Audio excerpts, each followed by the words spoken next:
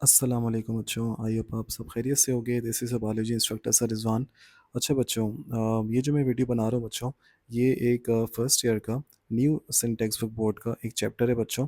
इस चैप्टर का नाम है मेरे बच्चों एंजाइम्स। ओके। और इस वीडियो में मैं आप लोगों को सिर्फ एमसीक्यूज़ की, ना सिर्फ ऐसी सोल्यूशन वीडियो ये मैं बना रहा हूँ कि इसमें सिर्फ मैं आपको डायरेक्ट आंसर्स बता दूँ, क्योंकि अनफॉर्चुनेटली बेटा मैंने ज़्यादातर यूट्यूब की चैनल्स पे जो देखी हैं वीडियोस, ये जो टीचर्स ने एमसीक्यूज़ डायरेक्ट ऐसा लगा है कि सिर्फ उन्होंने मार्क करवाए हैं। उन्होंने ये नहीं बताया कि अगर किसी के सवाल का आंसर मिसाल के तौर पे बी है, तो उसका आंसर जो है वो बाकी क्यों नहीं है, ए सी डी क्यों नहीं है, प्रॉपर सोल्यूशन नहीं बताया हुआ है। ज़्यादातर ने बस डायरेक्ट डायरेक्ट आंसर्स ही मार्क करवाए हुए हैं। तो कोशिश पूरी ये करूँगा बेटा कि मैं आप लोगों को इसमें बताऊँ कि बाकी आंसर्स क्यों नहीं है और जो एक पर्टिकुलर आंसर है वो ही क्यों है। सही है? ताकि आप लोगों को कॉन्सेप्ट बने दिमाग में, ना बैठे आप लोगों के दिमाग में कॉन्सेप्ट। तो बेटा विदाउट वेस्टिंग एनी टाइम हम लोग स्टार्ट करते हैं एंजाइम्स चैप्टर का, बुक की एक्सरसाइज के एमसीक्यूज़ की सॉल्यूशन। ठीक है? पहला सवाल है बच्चों, which of the following statements is या are true about enzyme catalyzed reaction. बेटा इनमें से कह रहे हैं कि इनमें चारों में से ऐसी कौन सी स्टेटमेंट है। वैसे ऑप्शन डी तो हटा दो, ए एंड बी है, स्टेटमेंट तो नहीं है। वो कह रहे हैं कि इन तमाम स्टेटमेंट्स में से ऐसी कौन सी स्टेटमेंट है जो ट्रू है, बिल्कुल सही है एक ऐसी रिएक्शन के लिए जिसमें एंजाइम मौजूद हो। सही बच्चों। कैटेलाइज का मतलब एंजाइम क्या एज अ कैटलिस्ट काम करते हैं ना, विच speed up the rate of chemical reaction. तो बेटा पहला ऑप्शन है the reaction is faster than the same reaction in the absence of the enzyme.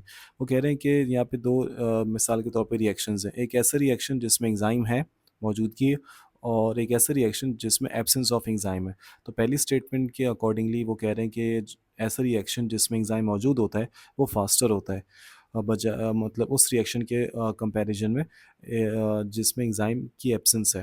बिल्कुल ऐसी है। देखा जाए तो क्या जो रिएक्शंस होते हैं वो एंजाइम्स की मौजूदगी में फास्टर होते हैं as compare to those reactions which do not have enzymes.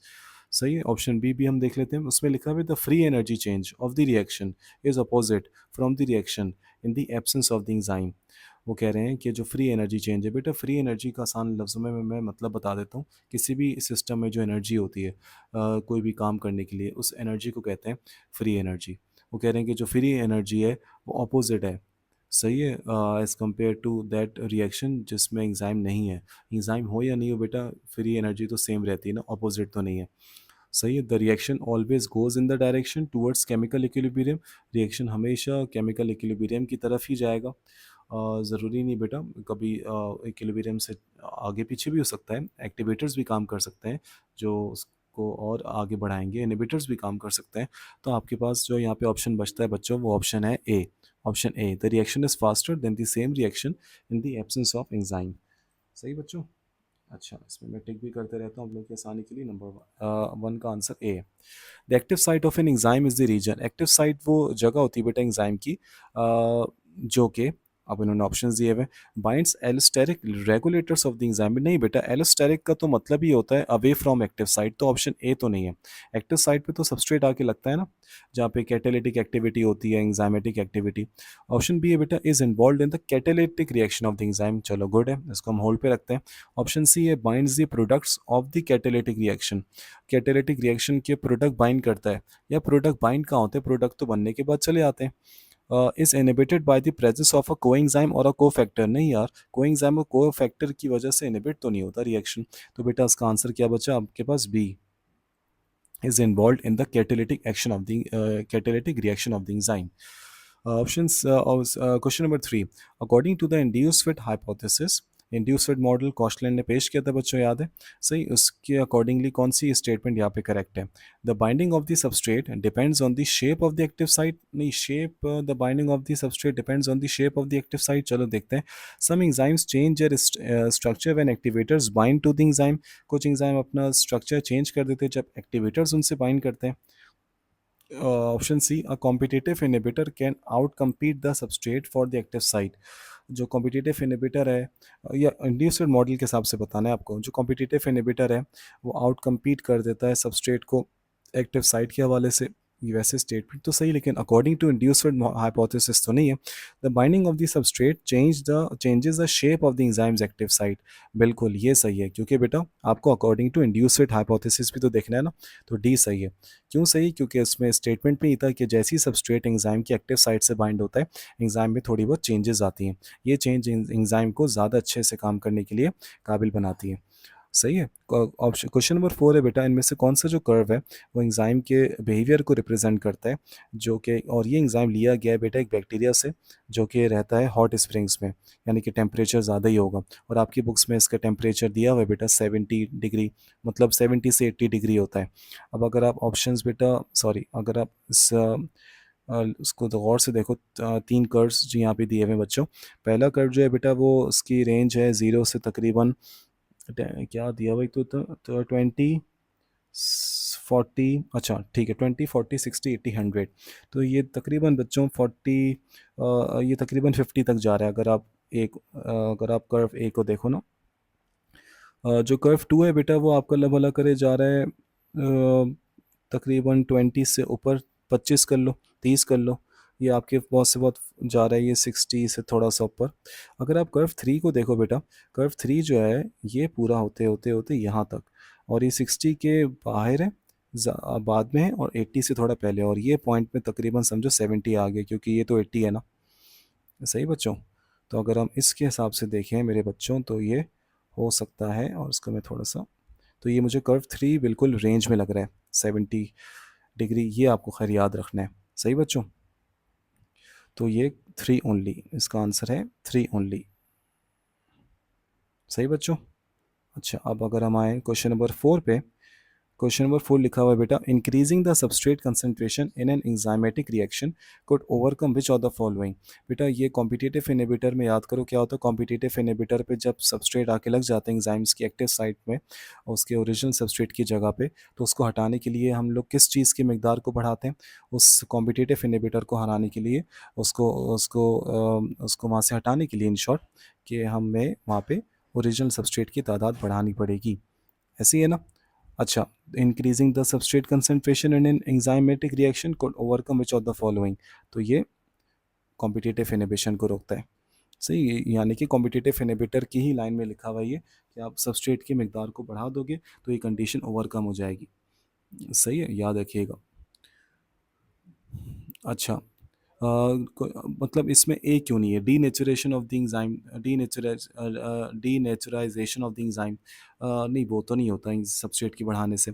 Allosteric inhibition नहीं होती है, यहाँ पे जिक्र है, यहाँ पे कहीं जिक्र नहीं है एक्टिव साइट के अलावा का। Saturation of the enzyme activity, नहीं, सेचुरेशन का जिक्र जो है वो उसमें था, आपको याद होगा फैक्टर्स में। तो इसका आंसर है कॉम्पिटिटिव इनहिबिशन। क्वेश्चन नंबर 6 से बेटा, competitive inhibitors block the entry of substrate. Competitive inhibitors active site पे आके लग जाते हैं, और वो जो है वो सबस्ट्रेट की एंट्री को ब्लॉक कर देते हैं। इनमें से कौन सी प्रॉपर्टी है बेटा एक्टिव साइट की जो जिसकी वजह से ऐसा हो पाता है? तो बेटा याद रखिएगा, एक्टिव साइट की ऐसी कौन सी एबिलिटी जिसके पास आके सबस्ट्रेट लग जाता है, और जब तक वो लगा रहता है तब तक बाकी जो है वो सबस्ट्रेट आके नहीं लगते। तो बेटा ऑप्शन ए में लिखा हुआ था एबिलिटी ऑफ एन एंजाइम। क्या एंजाइम की कोई ऐसी एबिलिटी है जिसकी वजह से वो टेम्पररी कोई समझो बाइंडिंग कर लेता है या होल्ड कर सकता है मॉलिक्यूल्स को? Option B, the enzymes ability to stretch reactants and move them toward a transition state. क्या एंजाइम के पास कोई एबिलिटी है रिएक्टेंट्स को स्ट्रेच करने की? यहाँ पे सिर्फ रिएक्टेंट का जिक्र है, जबकि हम बात करें इनहिबिटर की। सही है। ट्रांजिशन स्टेट बेटा वो होती है जो बिल्कुल ही चेंज हो जाए, कि जैसे रिएक्टेंट है तो रिएक्टेंट से प्रोडक्ट बन जाए। लेकिन यहाँ पे देखो, ये स्टेटमेंट ऑप्शन बी अच्छी तो है बच्चों, लेकिन सवाल में कॉम्पिटिटिव इनहिबिटर का जिक्र है। याद रखना, कॉम्पिटिटिव इनहिबिटर से कोई ट्रांजिशन स्टेट नहीं होती, यानी कि उनसे कोई वो लगे रहेंगे तो उनसे कोई प्रोडक्ट नहीं बनेगा, कोई तब्दीली नहीं आएगी। द एंजाइम, क्योंकि वो एक्चुअल सबस्ट्रेट नहीं है ना, वो कॉपी है। The enzyme providing an appropriate micro environment conducive to a reactions occurrence. के एंजाइम को ऐसे माइक्रो इन्वायरमेंट प्रोवाइड करते हैं? माइक्रो इन्वायरमेंट नहीं है, माइक्रो भी अजीब सा लग रहा है, क्योंकि एंजाइम्स तो खुद मैक्रो मॉलिक्यूल्स हैं। ऐसा तो कोई मामला नहीं है। ऑप्शन डी है the enzyme forming covalent bonds with the reactants. नहीं भाई, एंजाइम रिएक्टेंट्स से कोवेलेंट बॉन्ड बनाने का मतलब है कि ऐसा टेम्पररी, ऐसा परमानेंट बॉन्ड बना दिया कि उसके बाद कुछ हो ही नहीं। रिएक्टेंट है तो रिएक्टेंट ही रहेगा ज़िंदगी भर, ऐसा कुछ भी नहीं होता। तो इसका आंसर क्या हुआ बेटा, एंजाइम की एबिलिटी होती है तो कि वो जो उस पे आके लग जाए थोड़ी देर, वो उससे अपने आप को अटैच कर लेता है, टेम्पलेट बनाता है। Option question number 7, question number 7 जरा देखो बच्चों, क्वेश्चन नंबर 7 में लिखा हुआ है यहाँ पे a series of enzymes catalyse the reaction. यहाँ पे बहुत सारे एंजाइम्स हैं, सीरीज ऑफ एंजाइम्स मतलब बहुत सारे एंजाइम्स हैं। उन्होंने एक रिएक्शन को कैटेलाइज किया है। रिएक्शन कैसे उन्होंने बताया हुआ बेटा, एक्स से बना वाई, वाई से बना जेड, जेड से बना ए। तो हमारे पास प्रोडक्ट क्या आ गया फाइनली, ए। तो उसमें लिखा हुआ है प्रोडक्ट ए, सही। प्रोडक्ट ए जो है इसने एक ऐसे एंजाइम से बाइंड किया है जो एंजाइम एक्स को किस में कन्वर्ट कर रहा है बच्चों, मैं यहाँ लिख देता हूँ, एक्स को कन्वर्ट कर रहा है वाई। एक्स सब, एक्स जो है एंजाइम नहीं है, एक्स जो है वो एक सिंपल रिएक्टेंट है, रिएक्टेंट मतलब सबस्ट्रेट। एक्स किस में कन्वर्ट हो रहा था, वाई में। और प्रोडक्ट फाइनली हमारे पास क्या बन रहा था, ए। तो मैंने आपको याद है बताया था फीडबैक इनहिबिशन क्या होता है, जिसमें उस रिएक्शन का आखिरी प्रोडक्ट फर्स्ट एंजाइम से आके लगता है, और वो एलोस्टेरिक इनहिबिटर होता है समझो, बाइंड करता है उसकी एक्टिव साइट के अलावा, एक वो भी पॉइंट था। लेकिन यहाँ पे ये पूछ रहे हैं कि ये जो प्रोडक्ट ए है, ये ऐसे किसी एंजाइम से आके बाइंड कर रहा है जो एंजाइम एक्स को किस में कन्वर्ट करता है बच्चों, वाई में। और ये जो प्रोडक्ट ए है, ये इस एंजाइम की एक्टिव साइट से दूर आके लग रहा है। ये देखो बच्चों, ये लिखा हुआ है remote from its active site, का मतलब है दूर। हम लोग कहते हैं ना रिमोट एरियाज, शहर से दूर, ये वही बात है बेटा। तो एक्टिव साइट से दूर है, सही। This binding decreases the activity of the enzyme, इस बाइंडिंग की वजह से उस पर्टिकुलर एंजाइम की एक्टिविटी में कमी आई जो एंजाइम एक्स को वाई में कन्वर्ट कर रहा था। अगर यहाँ पे मिसाल के तौर पे मैं एंजाइम कह लूँ, मिसाल के तौर पे मैंने स्टार से लिख दिया, स्टार एक एंजाइम है जो कि एक्स को वाई में कन्वर्ट कर रहा है। तो एक्स वाई के लिए क्या हुआ, सबस्ट्रेट हुआ। तो यहाँ पे 4 ऑप्शन में सबस्ट्रेट दिया हुआ है, सही बच्चों। बाकी हो नहीं सकते, कोई एंजाइम नहीं है, इंटरमीडिएट नहीं है, ऐसा कोई है ही नहीं बात। एलोस्टेरिक इनहिबिटर नहीं है। एलोस्टेरिक इनहिबिटर क्यों नहीं है, क्योंकि यहाँ पे उन्होंने उस एंजाइम का नहीं पूछा है, यहाँ पे उन्होंने एक्स का पूछा है। समझ गए। अगर कहते हैं कि ये कौन सा एंजाइम होगा, तो आप कह सकते हो कि यार ये नॉन कॉम्पिटिटिव इनहिबिटर है या एक एलोस्टेरिक इनहिबिटर है, सही बच्चों। If an enzyme is added to a solution, अगर एक एंजाइम एक ऐसे सॉल्यूशन में ऐड किया जाए जहाँ पे सबस्ट्रेट और प्रोडक्ट तकरीबन इक्विलिब्रियम में है, यानी कि तकरीबन सेम है, तो क्या एडिशनल प्रोडक्ट बनेंगे, नहीं। जब सब इक्वल है तो क्या एडिशनल सबस्ट्रेट बनेंगे, नहीं। Nothing the reaction would stay at equilibrium, तो उसका आंसर क्या है, डी। और सी क्यों नहीं, the free energy of system would change, energy क्यों चेंज होगी जब सब कुछ इक्वल है तो, सही बच्चों। तो इसका आंसर क्या हो गया, डी।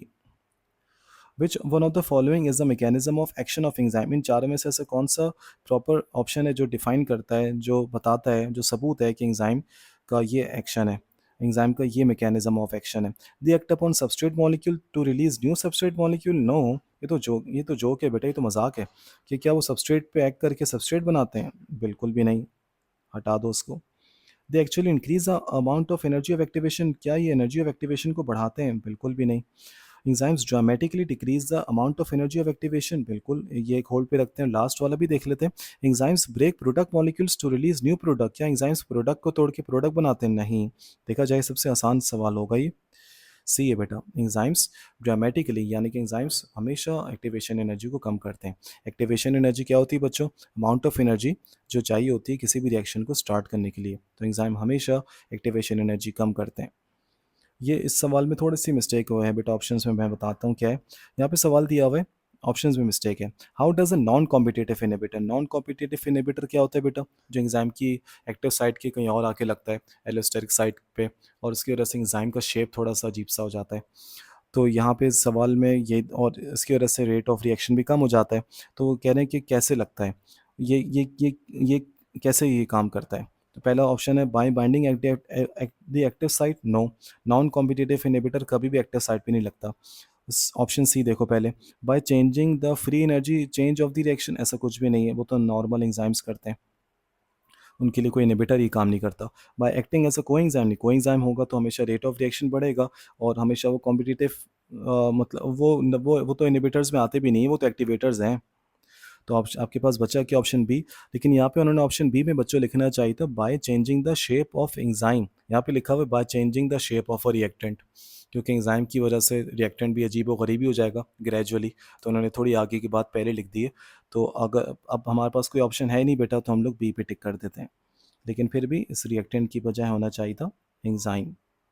सही बच्चों, उम्मीद करता हूँ ये वीडियो आपको ज़रूर आपके लिए इन्फॉर्मेटिव होगी इंशाल्लाह।